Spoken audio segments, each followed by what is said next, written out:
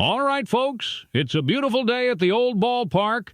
So put your mustard on that dog, grab that bag of peanuts, sip that cold one, and let's meet our Tiger of the day.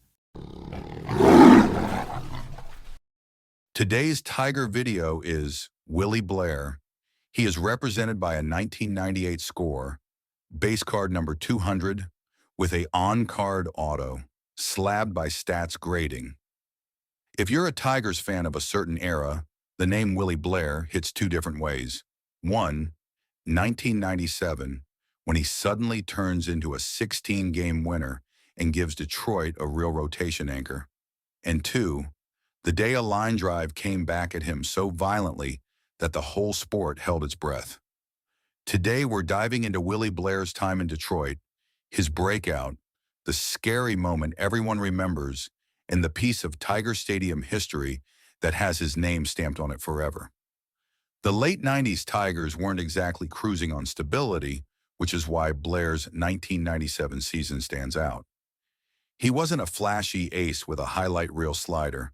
He was something Detroit desperately needed, a guy who took the ball, gave innings, and piled up wins. In 1997, Blair goes 16-8 with a 4.17 ERA, throwing 175 innings and making 27 starts. That's not a small contribution.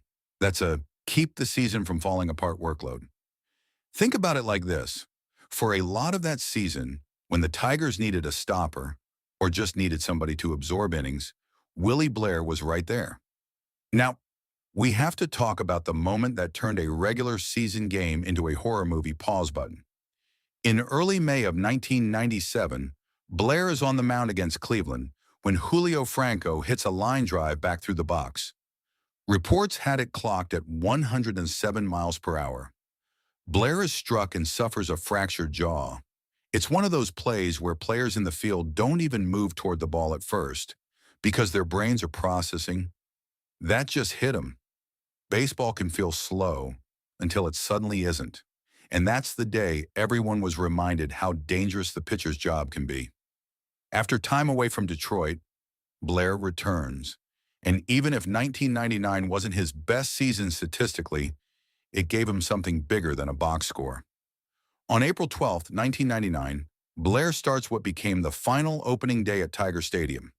The game turns into a classic pitcher's duel vibe, scoreless tension, before Minnesota finally wins 1-0 in 12 innings.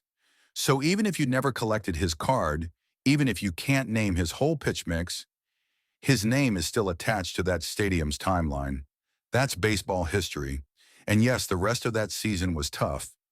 Blair finishes 3-11 with a 6.85 ERA as Detroit struggled and he took a lot of lumps. Here's the underrated part of the story. Blair didn't just fade out after 1999. In 2000, the Tigers move into Comerica Park, and Blair puts together a respectable season. 10-6, 4.88 ERA, and 156.2 innings. That's a real bounce back. Another year where Detroit's asking him to cover a lot of ground. By 2001, Blair's time in the majors is nearing the end.